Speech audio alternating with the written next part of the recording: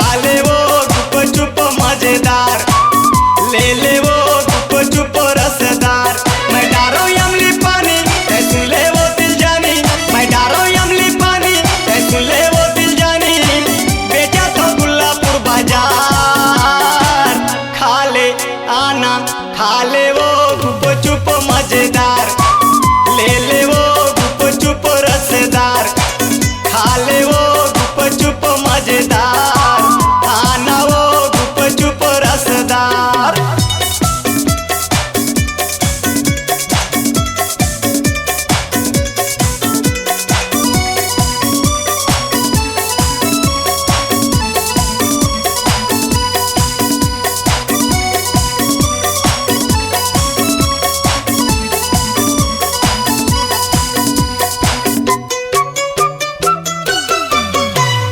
ए वो जाने वाली आना ले ले तैसेवाद, डारो धनिया मिर्चा संग मायो डारो पतास।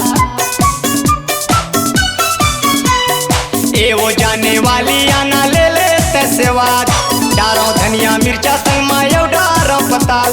बना हो बढ़िया रानी तोर मुँह माया ही पानी, बना हो बढ़िया रानी तोर मुँह माया है पानी।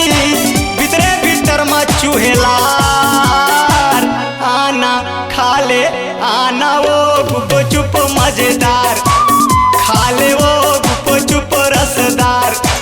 ले ले वो गुप चुप मजेदार, खा ले वो गुप चुप रसदार।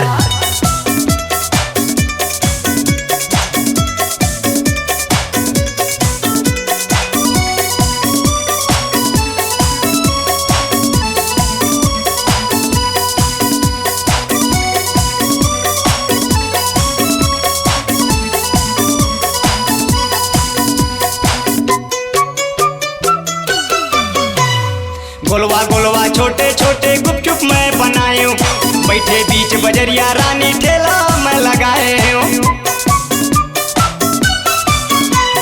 गोलवा गोलवा छोटे छोटे गुपचुप मैं बनायूं, बैठे बीच बजरिया रानी